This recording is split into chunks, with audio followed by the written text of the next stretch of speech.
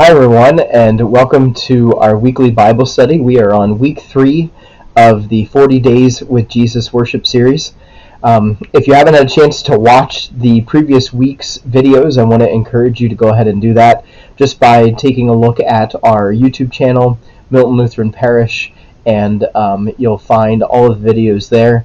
Not only videos from this worship series, but also worship videos and other Bible studies that we've done. So I want to encourage you to go ahead and take a look at all of that stuff.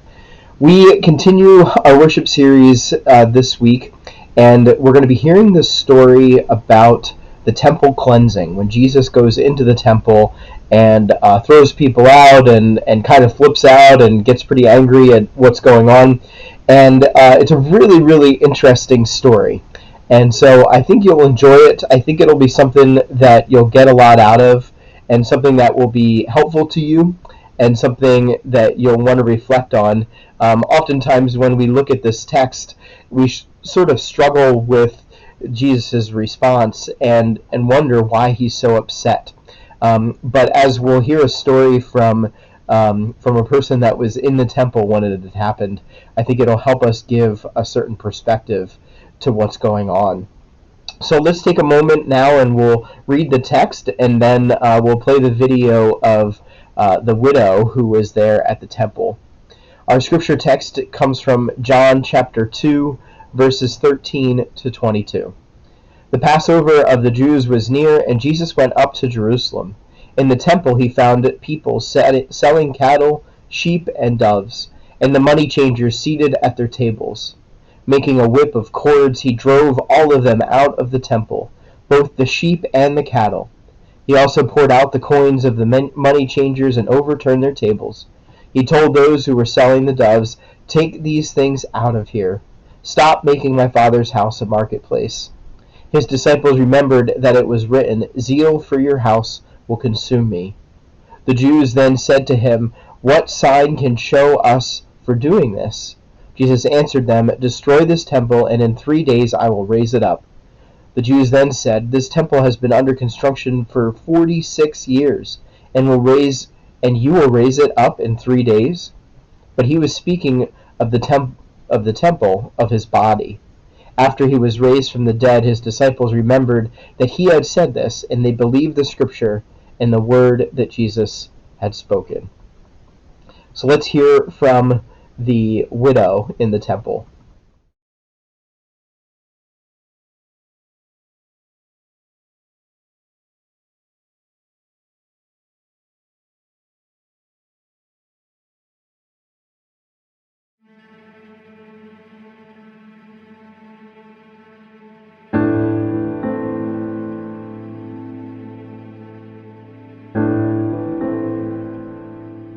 I was there the day that Jesus walked into the temple. He just stood there at first, almost as in disbelief. And then I saw it. I saw that fire growing in his eyes. I'd come from Galilee to the place where God said he'd meet us. Did it feel like a scam? Yeah. I was never able to afford a lamb for my sacrifice, so I had to settle for one of those overpriced pigeons. As a young wife and mother, there's a word you never expect to be called. Widow.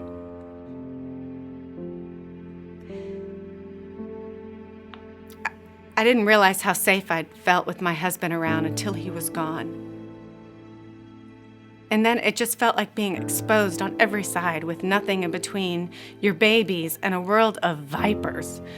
But me, just me.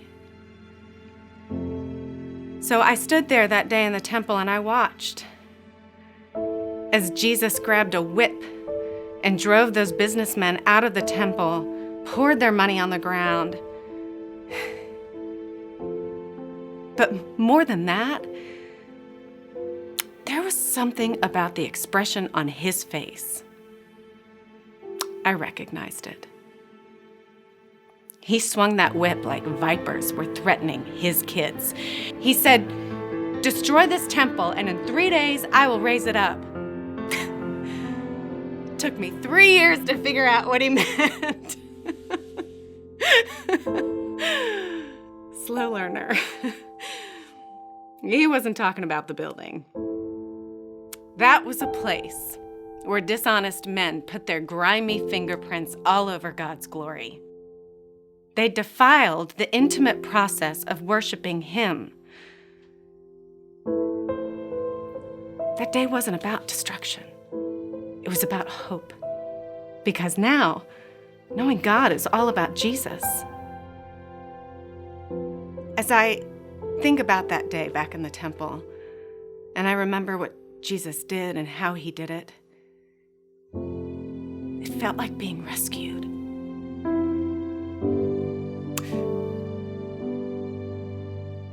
Life can still be brutal. My kids' appetites are still growing. I still cry a lot.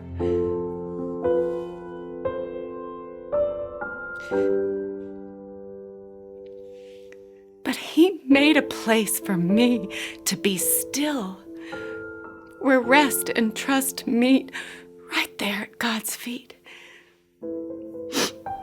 And the price of that access, it's paid because of Jesus.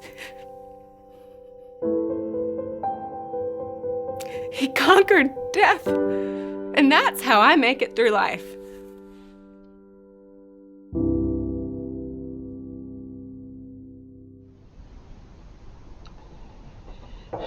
I love that video. I think it speaks very profoundly to the significance of what Jesus had done in the temple. You see, at the time that this was occurring, it was actually, thousands of people had gathered here to celebrate Passover. This idea of how God, thousands of years before, had allowed the Israelites to escape, to be rescued from Egypt, from slavery in Egypt.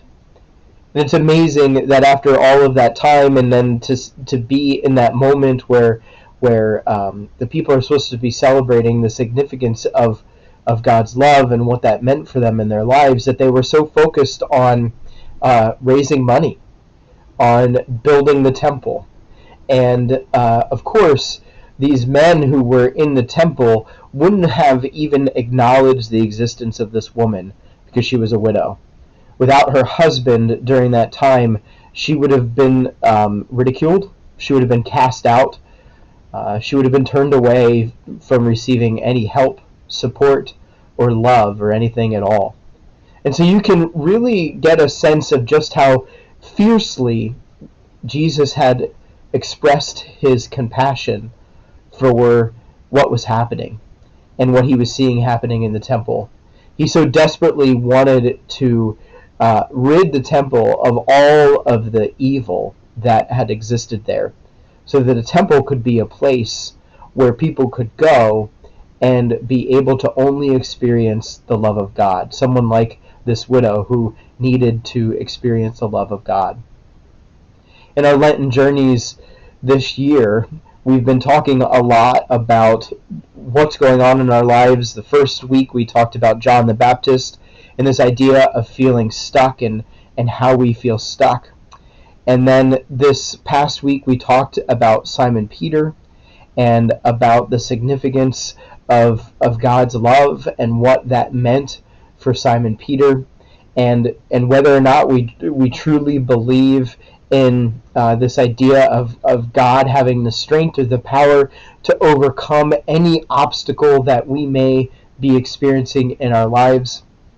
And then this week, we're reminded that we are rescued by God.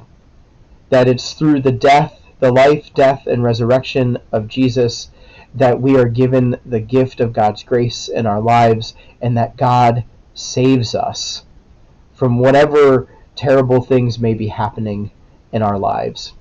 So I had a couple questions that I wanted you to reflect on this week. As you reflect on the text, how do you see what Jesus did as rescuing you from sin and death? The second question is, in reflecting on your life, when are the times in your life that you felt rescued by Jesus? or maybe by somebody else, and reflect on how that made you feel. And then finally, the last question, what do you think God is telling you to do in response to the Bible passage and the video that you heard today? Take some time and reflect on all of those different questions, and then we will gather back together again next week. I want to encourage you to go ahead and comment either on YouTube or on Facebook. Send me an email if you like. I'd love to hear what your thoughts, your questions are, any of those kinds of things. Thanks so much, and have a great day.